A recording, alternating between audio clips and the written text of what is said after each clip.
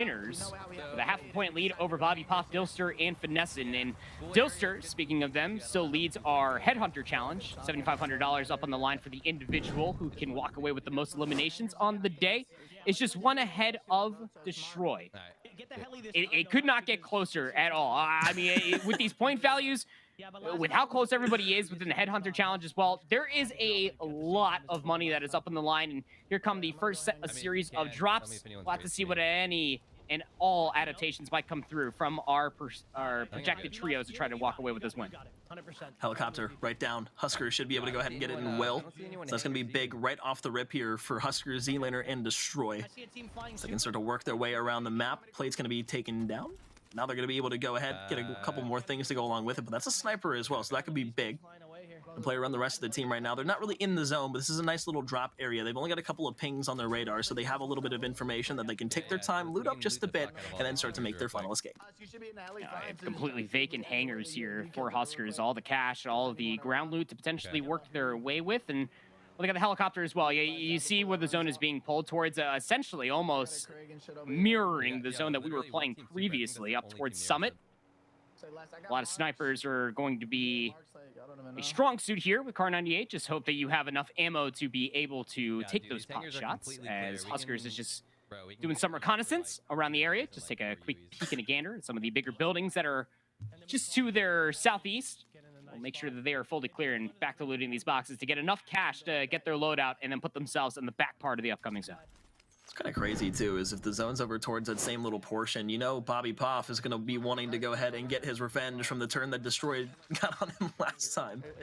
Because now you start to see them make their way back over towards the dam. They've got some information on some of the players, but realistically right now, all they got to worry about is making sure they get a little bit of cash, go ahead and get their loadout from right in front of them, be able to get those final couple of kills over towards the dam side. But this is going to be a really dangerous kind of loadie to go for, because you're right on top of the bridge in the center location of where the zone is going to be moving. And look at all the red dots on the mini map as well.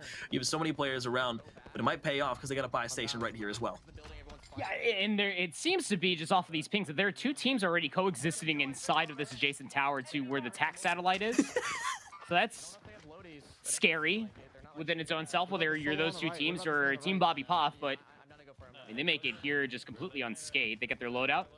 They're going to go ahead and get their way back towards the safety of this building. So not a lot of action to speak of, at least not that we've seen. Only a total of 5 players have been eliminated so far from the server, but still full teams regardless. Sorry to bust out laughing in the middle of that there. Bobby just went for the complete wrong loadout drop. I was trying to open the buy station every time he was going for it. Then he finally realized after about 4 or 5 times of trying to open it that he was like, oh, I'm at the wrong one. Typical Bobby stuff right there. But inside of the house, chilling, and once again, I mean, they don't really have any kills to their name right now, but that's not necessarily what they need, at least at the current juncture. Only 6 players have fallen off the board. Would love to know who has already fallen out. And if you've been watching the entire time, you probably at least have a good idea of who have been the first couple of players to fall out. But right now you see Envoy with Barton, Nick Cool, going ahead and getting a little bit dirty here. And their feet wet, and a few kills, and starting to move up the map. They're getting dangerously close to where Bobby and Co are sitting. Envoy and Co again playing with Nick Cool and Barton, sitting at a total of 25.5 points. It would be a stretch to say that they could try to rival the 54-point threshold that is third place, being held by Dashy, Belk, and Blast, but I want to hold them off by any stretch of the imagination, because it is to say that some of these top 3 teams don't get absolutely nuked on their way in towards this first gas closure. Loadout drop will be here, so Envoy and Co will go ahead and get their per he's shooting from top blue, loadout, and then try to work their way towards a safer location. Well, right here in the middle, the open's not safe, as you do have a sniper down lane. They miss their shot, but Envoy goes for the mounted peak, and they lose their head because of it. I'm going for Rez. I'm done precision. Be able to get into at least a safe spot, but here comes the precision over the top. Going to be able to take down Envoy, so as Scum, be able to find Envoy there. That's another unfortunate early exit to the gulag here for Envoy. As Dill will try to go ahead, resurrect himself here inside of the Googe. He's going to be waiting for an opponent. Actually might be able to get out here in just a second if nobody's there, but no, it is going to be a couple of players that are inside. Lovey and Clutch Belk already going up against each other, and that's big right there, because Clutch Belk inside the gulag, got to think, for the side of Team Dashy, maybe an early engagement just doesn't go their way. They get set back just a bit. Again, Yeah, we got Ellie versus Grav, and Envoy is actually giving us a spectator perspective of it. But regardless, we'll swap our perspectives over towards Team Joewo, who, again, you talk about a team that's been consistent across the entirety of the day. They've always been in and out from the top 5, currently sitting at about 7th place, 35 points. This is a team that if they stay alive, they can absolutely put a lot of punishment on the top 3 teams, and they're playing just outside of military base over by these training grounds. Joewo able to find one. There's the first knock. Some closure going to be coming through as well, just trying to work their way up into this building, just denying any space if there's more players afoot. Good movement to get out. You know exactly where the players are going to be coming from. Gas closing in at the exact same time, though, so you got to be able to make sure. At least find a little bit of positioning. Going to be shots over towards the player on the window still. Oh, it's going to be beautiful. You're going to be able to get the wipe there on a couple of players. Should be maybe 1 or 2 more, but no, the team wipe does finally come through. This out of Joewo, Iceman, and Bread. Now as the zone's about to close in with about 30 seconds left proper, you can start playing this a little bit more passively. Just get back in towards the zone, maybe find your next opponents. You got to make sure you're at least getting towards the zone because they've got a pretty decent trek to go. From where? From where? It's not as bad as you would think, though, because you can maintain high ground the entire time. Their biggest problem is that they're still in combat. Precision airstrike will be called in on top of them. Just trying to figure out where the rest of these players might be located at. They're not going to give up this fight, not for the time being, because they will be mirroring the rotation in towards the safe zone. It's going to be ring number 3, but again, the information doesn't seem to be an absolute massive one. A snapshot will come through. We'll spot out at least Joewo, but I mean, what can you really do here if you are that enemy team all the way on the low ground? You're essentially being gate kept. As soon as you try to rotate on over, you're going to be rotating right into Iceman Isaac's LOS. A little bit of a stun grenade won't be able to connect onto anything. Well, Iceman goes down, so now in a scary spot if you are Joewo, and he gets absolutely laser beamed from the opposite side. A lot of pressure now on Bread.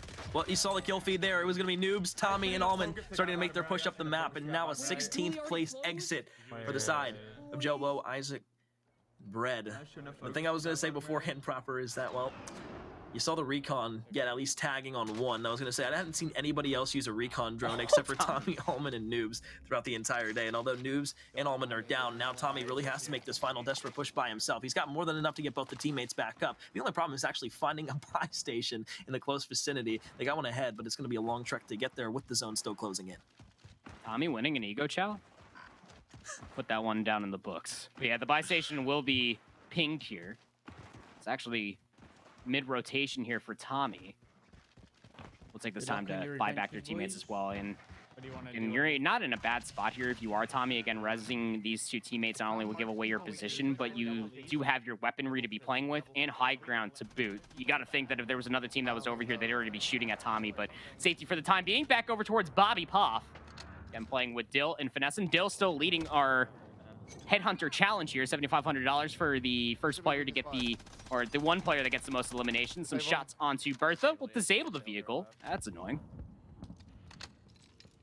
At the top of the hill, now you got to make a run on foot with the zone still closing in. 25 seconds until the first zone is completely collapsed in on itself. Trying to make the move back, Bobby, with the rest of the teammates, and Finesse and Dill still looking around. Trying to find a little bit of information on the players that were pushing over towards the left side, but they know that a player is going to be parachuting out of the sky. Unfortunate for the player that might be coming out of the gulag. If you're able to get beamed here, an unwelcome surprise of bullets to the face.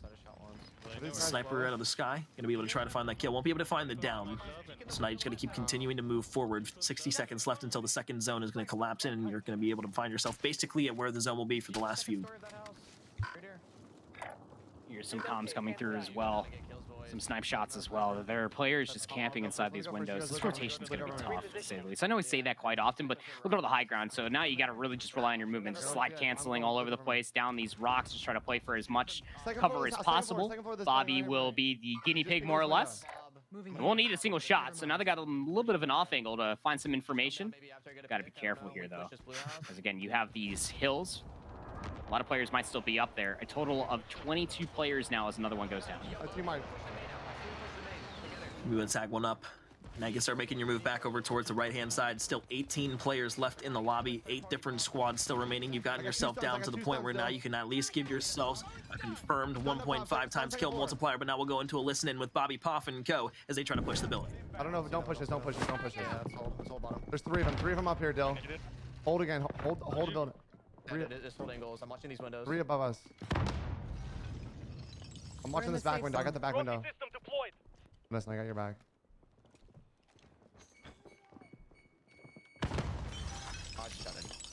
trash bag. I'm trolling. Bob, I got your back windows, kind of. I got this back window. I'm literally only watching back window. Is there still a team in blue? I don't think so. Yeah, there's 3 people in the shed, I think. There's a whole team in the shed. We can't fight this, bruh. No. We'll get thirded. You want to scoot back? You want to scoot back? You want to go to the other building? I'm down. I think we should. Good. Let's do it. Let's do it. Let's do it. Let's do it. Let's go. I feel like I kind of want to shoot towards shed bottom, though. We need kills. Top window. One shot. I'm not with you.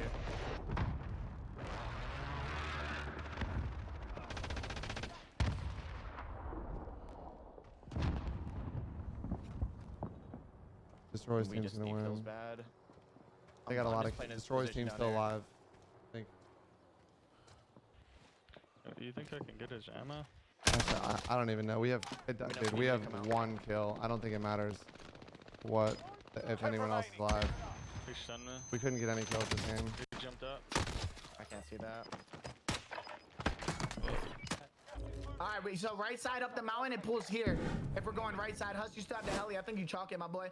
Listen, Yeah, we just go up together. Okay. Well, after a very grueling listen-in, unfortunate to say the least, they try to make the rotation happen towards a safer building, but the high ground was still a virtue inside that building. Bobby gets absolutely lasered, stuns, and everything else included. As we shift our focus over towards our current first place holders, this is Huskerrs, Z-Layer, and Destroy. As Bobby was talking about, they only found 1 elimination so far. The 1 elimination that Huskerrs currently holds just on their side is still enough just to hold the lead, although by a marginal 0.5. Can only imagine that Destroy and Z-Layer are still racking up their handful of eliminations as well, but working their way up this hill for the upcoming ring. And you gotta feel bad about that initial call to rotate into the other building. Although it's kind of picky and choosy at that point. Being able to get that rotation, then unfortunately Bobby gets cut down, and then you're only in a 2 versus 3 with teams surrounding you basically from inside and out. Now, as you look to Huskerrs, trying to play over towards the right side. They're happy right now because they can play a little bit more passively, but you still got to worry about Dashy's team and Shotzi's team being able to climb up the leaderboard, although Bobby Poff is basically going to be a non-factor here, unfortunately for them. We just kill time. They still can technically secure 2nd or 3rd place, but now you're going to have 3 squads remaining, 7 players left alive. It's going to come down to these last couple of kills to decide the tournament. Careful. Top right window. We're trying to push. I'm stunning. I'm playing the hill, guys. Nothing. Can't play the hill. This is a really tough spot to be in if you aren't that one rat, but even still, in this winning position, I'm playing the get the lower head hill, glitch up the boys. rock. I mean, you can't rock climb worth a hoot in this Just do game, it, but, just I do mean, it. Huskerrs just slithering around this bad boy like it's so easy. Who's that team on the high ground? Who's the other third? One jump down, ran down. Gonna be Team Aydan here with Unrational. One's long. They know exactly where they're located at, so you're trying to push through, and you already got scum, and they found themselves the first knock. Oh, they found him the knock. They can start pushing down the hill now. Aydan's going to be able to clean it up in full. Be 2 players left alive. 3 squads remaining. There's still a solo left that can maybe get 3rd party from all the way behind. But you're now going to get these last couple of kills there. Assist going to come through. Team wipe's going to come in. Now it's going to be a 1 versus 2. Shots from the top. Going to be there. Going to be able to find the next one. Biffle's going to be able to do it all the way from behind. The solo player comes away with the final couple of kills and wins the game. And you got to think, how close were the FaZe boys to that as well? Because they just dropped, what was that, 12 kills? Look, Biffle's nasty, man. Biffle's pretty good at the video game. There's a reason why Biffle is just continuously winning Warzone tournaments left, right, and centers, that they just always seem to squeak away with little gunfights like that. It was just so massive, too. It was almost a missed call coming through from Unrational. They found the first knock. Aydan found the second as well, that they just give up the entirety of the high ground. I know that the zone was closing on in, and we didn't see it from their perspective, but nobody had any idea where that last rat was. It was Biffle, one of the best people to keep in a 1v odd situation in a 3v3 v1. Biffle is the player you want left alive in that specific situation. They're able to find the timing to be able to get the first knock, and then from the high ground going forward, which was unfortunately given up way too early from Unrational and co.